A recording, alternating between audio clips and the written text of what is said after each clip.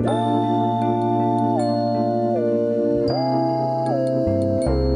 la la la la la. Biblioteca. Hi, Internet. Welcome back to Book Review. May's Book Review. It's very sunny out here in Texas, and our tornado just happened, and it was not so epic at all. From me blabbering, I read two books this month, like I usually do. One is a self-help book. The other one, it's from a Japanese author, which he's quite similar to another book I read a few months ago. So yeah. Uh, Anyhow, let me get to the books. The first book is gonna be The Boy and the Dog by Sishu Hase, which is this book right here, with this little doggo as the cover art, which is really adorable and really cool looking. I really like the cover art, and it was one of the main reasons why I like it, even though I say don't judge a book by its cover. But this cover looks so cool, and I want to see it. And plus, it's similar to the Traveling Cod Chronicles, so I wanted to see it, how it is.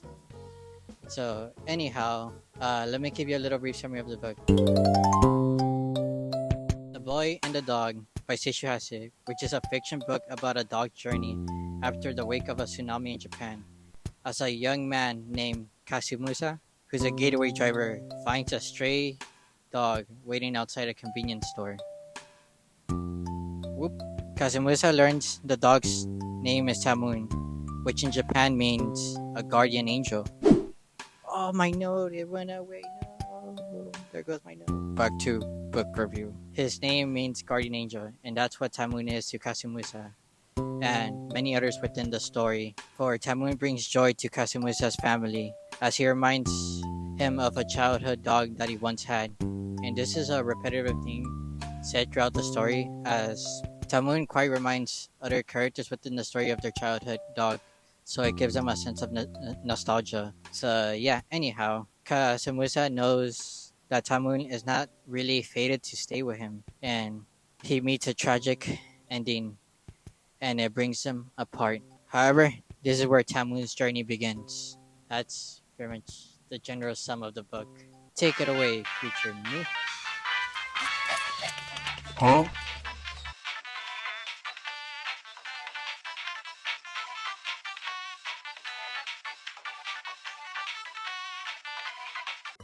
My thoughts on the book. My thoughts on the book is that the book is very simple. It's quite simplistic, but in a really good way. And what I mean by that the book is really easy to digest, and it makes it easy for the reader to take in everything, and most especially the characters themselves. Especially Tamun, the dog, who's this little fuzzy ball. He quite literally develops every character, as he is the driving factor of the story. Yeah, I really like that about the story. So yeah, that's quite a big positive. So let me be a bummer and give you the negatives of the book, which is the book is quite repetitive, as it quite gets predictable as the story gets on. After like the first few chapters, you'll realize like what happens with each of the characters and what their fate is gonna be. So definitely that is such a bummer if you're trying to constantly read it. You just kind of already know what's gonna happen. That's really just the only negative that I found in the book. Nevertheless, I still recommend this book, as I still think it's a really good read, and it's quite wholesome to say the least. So yeah, read this book and form your own opinion about it, and give it a try, and leave it down in the comments below. Anyways, on to the next book, which is gonna be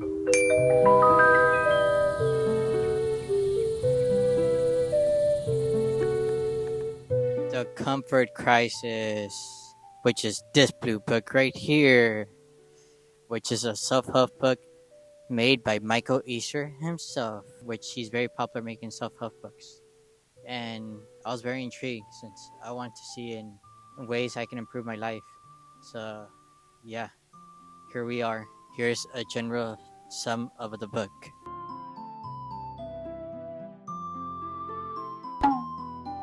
The story is about the author himself, Michael Easter, recalling his struggle with alcoholism and how he managed to clean up. Thereafter, taking the reader through an adventure with him through a trip to an Alaska, but not any trip, a trip to Alaska's wilderness. And he reveals that this is his misogi, in short term, meaning a challenge that pushes you and makes you quite uncomfortable. Yeah, so like a big challenge overall. While in Alaska, he recalls many interactions he had with many people, mostly experts in certain departments in self-help, and he uses this information to try and see if he can survive Alaska's wilderness. And some of the major points that the book takes, we spend most of our time comfortable. For instance, sitting on chairs, eating whenever we want to, most especially following a day-to-day routine. He concludes that this contributes a big part of depression in society nowadays. He also states that it's important to have misogis, which I already explained, which are challenges that pushes your limits and make you uncomfortable. In other words, pushes you out of your comfort zone. And another major point, the second major point, being always to remind yourself that stress, anger, problems, and most especially joy are not permanent. So it's important to recognize that every day. He also identifies that spending time in nature can reduce stress and reset the mind. And also setting goals and achieving them can also improve your day-to-day life. So yeah, that's kind of general sum of the book. My thoughts on the book is that it's quite extraordinary, that the book has very good points about modern society. Like his first major point, the point that we spend most of our time comfortable in our day-to-day living. However, at a point I disagree at, because he insists that it can heal depression, which I hugely disagree, and I don't think that's quite the solution to depression. So yeah, I just disagree on that part. So yeah, that's my only complaint. Let's talk about the storyline then. The storyline, I thought it was pretty good. How he explains his misogi and his trip to Alaska with the reader, and how he uses experts to explain it all, most especially using like PhD experts. I think it makes the book quite reliable in that department, and I find that really amazing that he put that much effort into it. So I was amazed in that part. Some of the points, some of the sub points I thought were pretty good, like spending more time in nature reduces stress, and as you can tell, I'm in nature right now, and in most of my videos I am in nature. So for that, I give the book a. Nevertheless, I thought the book was pretty good, and there are some pretty good interesting facts about the book and good points to take away from it, and I might implement some of the points within my life. That's pretty epic, I guess. I'll try and see. Yeah, leave your thoughts down in the comments below. I'd love to know about it. So anyways, that's pretty much the video. Takeaway, conclusion.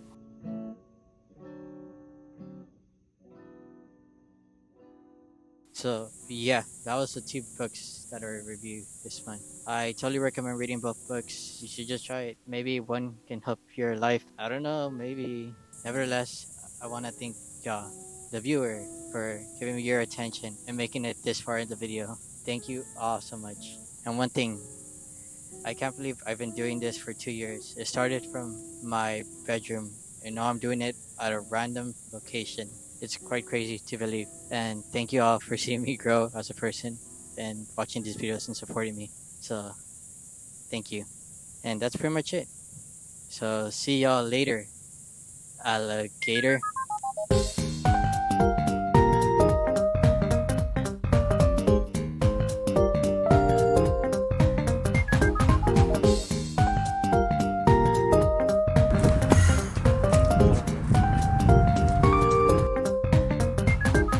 Probably gonna maybe do this a series. I'm not really sure. Depends how much books I read for the month. This month I only read 2 books because I was really busy.